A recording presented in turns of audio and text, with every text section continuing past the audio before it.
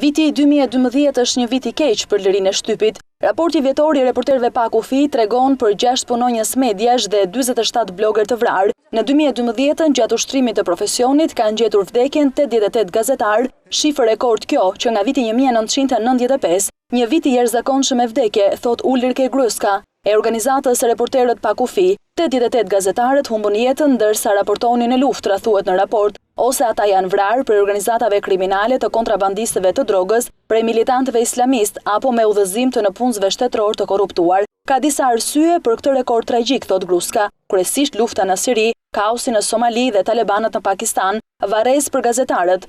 Këtë titull tragjik I ka dhënë Reporter pa kufi Siris, vendi të përfshirë në luftime.